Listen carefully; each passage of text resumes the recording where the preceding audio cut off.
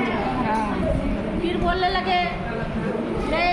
लगे महादेव कि भाई मैं बेटा तो दे दूंगा तुम्हें, क्योंकि मेरे को बहुत पूजा करते हो और मेरे शिष्य भी हो, बेटा तो मैं दे दूंगा, लेकिन बेटा तुम्हारा 22 साल ही जीता है।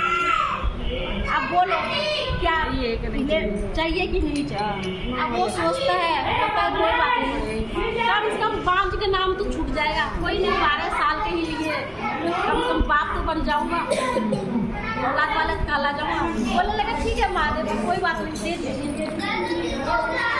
जब उन्होंने दे दी, जब लड़का बहुत अच्छा तुरंत पैदा हुआ, पूरा गांव में धूम मचाया, क्योंकि राजा दौलत हुआ, राजकुमार हुआ, तो पूरा गांव में मिठाई बटा खूब, ढोलक बजा खूब, जच्चा बच्चा गवा खूब।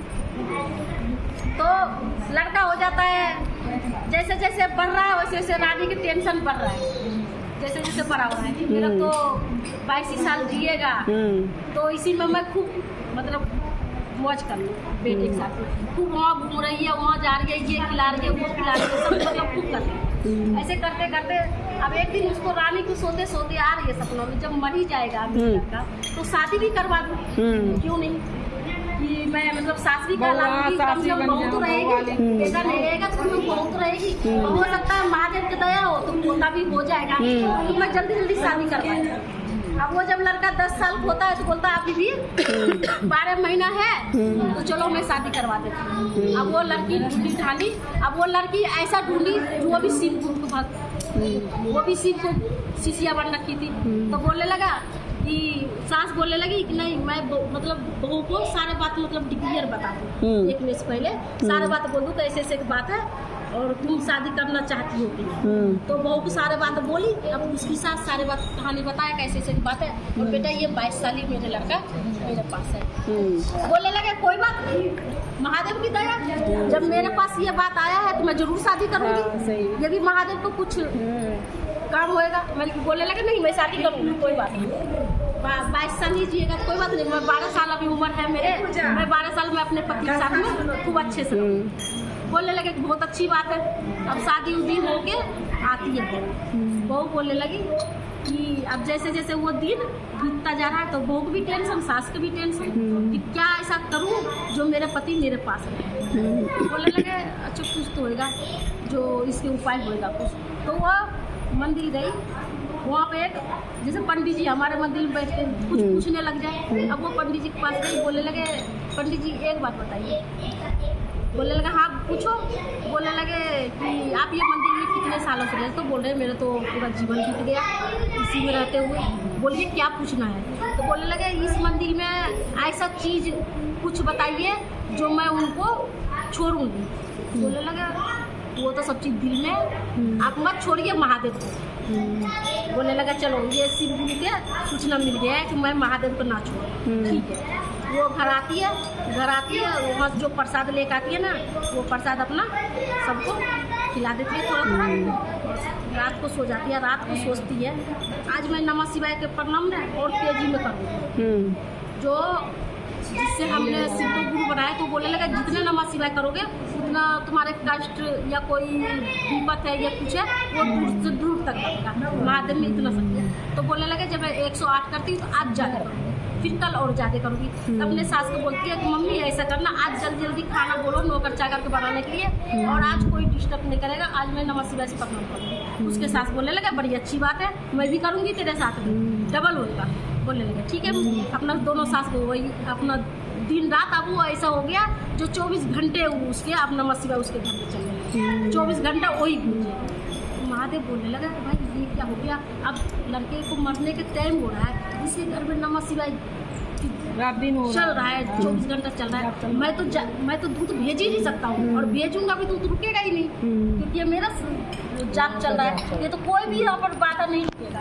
बोलने लगा ठीक है लेकिन वो लाना ही पड़ेगा, वो तो भेजना ही पड़ेगा, उसके काल जब निकट आ रहा है वो तो भेजना ही पड़ेगा। महादेव बोलने लगे माँ से कि देखो उसके तो अब रह गया उसके 2 महीना, 20 साल पूरा हो गया, 2 महीना रह गया, 2 महीना रह गया। तब वो बोलती है कि महादेव या तो मेरे पति को बकस दो, जान छोड़ दो, मुक्ति कर दो, या नहीं तो मुझे अभी एक औलाद चाहिए, मैं माँ बनना चाहती हूँ। तभी मेरे पति को मैं लेने जा, मतलब यहाँ से जाने की, मेरे पति को मेरे में अंश चाहिए। बोलने लगा कि भाई अब ऐसे कैसे होगा, तुम्हारे नसीब में भी कोई औलाद नहीं लिखा हुआ है, मैं दे नहीं सकता। बोलने लगे नहीं दोगे तो मैं पति को जाने नहीं दूंगी।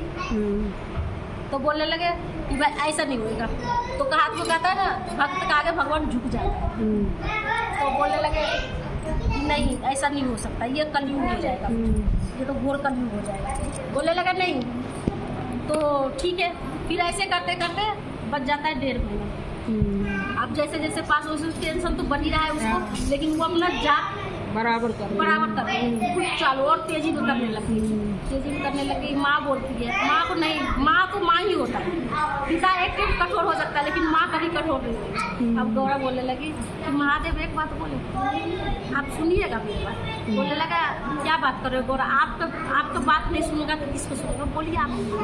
बोलने लगे देखिए महादेव इतना जब वो कर रही है, आपको बहुत शिष्या है, आप बोलते हो कि मैं औलाद को छोड़ दूंगा, सब कुछ छोड़ दूंगा, लेकिन मैं अपने शिष्या के साथ नहीं छोड़ूंगा। जब वो इतना तड़प रही है तो उसको पकड़। बोलने लगा नहीं गौरा ये नहीं हो सकता, ये हमारे हाथ में नहीं है, ये उसको विधाता ने लिख दिया है, वो विधाता के चलेगा ही चलेगा। और कलयुग में ज़्यादा चलता है विधाता के, वो लिख दिया, वो मैं बदल नहीं सकता, वो मेरे हाथ में है। मैं बनाता हूँ, उसको भेजता हूँ और आगे वो विधाता का हाथ में होता है, उसके नसीब लिखने वाला, उसके नसीब में लिखा गया है, वो तो आना ही पड़ेगा उसको। बोलने लगा अच्छा। हम बोलने लगी ठीक है। माता रानी ने क्या करी, एक औरत को रूप ली, उसके घर में आई। बोलने लगे बहन सुनो 2 मिनट मेरे पास। बोलने लगा हाँ सुनो। तो बोल रहा एक मैं तुम्हें उपाय बताता हूँ, ना तो तुम्हारे पति जाएगा और तुम्हारा औलाद भी हो जाएगा। बोलने लगे बताओ माँ। बड़ी खुश हो गई दोनों सास बहू। बोलने लगी बताओ माँ कैसी बात बता रही हो, बताओ।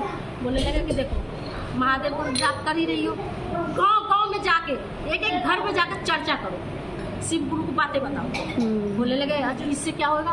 बोलने लगा इससे महादेव खुद मजबूर हो जाएगा, तुम्हारे पास खुद चला जाएगा, और जब पिता आपके पास आ जाएगा तो आपको क्या चीज़ की जरूरत है। बोलने लगी उसकी बहुत तुरंत दिमाग में आ गया। बोलने लगे बात तो सही कर रही है, जब नैनी हमारे पास आ जाएगा बात नहीं करता। जब चीनी वाले के जैसे अंबानी के पास नौकर है, नौकर चाकर, उस समय मांगूंगी मोबाइल तो क्या देगा, एक सस्ता से मोबाइल दे देगा। और वही बात मैं अंबानी से मांगूंगा तो बहुत अच्छा से दे देगा फोन। वही बात है। जब वो बोलने लगी भाई महादेव से मांगो, वो क्या करी घर घर में जाकर चर्चा करने लगी, एक एक आदमी बताने लगे कि शिव गुरु है, बनाइए शिव गुरु 3 सूत्र के माध्यम से। ऐसे सब मतलब पूरा गाँव में उसने शोर मचाते, धूम मचाते, जैसे धूम मचाते, बिल्कुल इस तरह का धूम मचाते। महादेव मजबूर होकर जब उसके एक दिन बच्चा बच गया, अब एक दिन वो खत्म होने वाला है, पूरा रात बच गया, दूसरे हो गए वो खत्म हो जाता। महादेव को आना पड़ा धरती पे, आया उसके पास। बोलने लगे बच्चा मैं हारा, तुम जीता, तुम्हारे पति तुम्हारे पास, मेरे नाम करो, घर घर जाकर चर्चा करो, तुम मजे करो। बोलिए हाँ।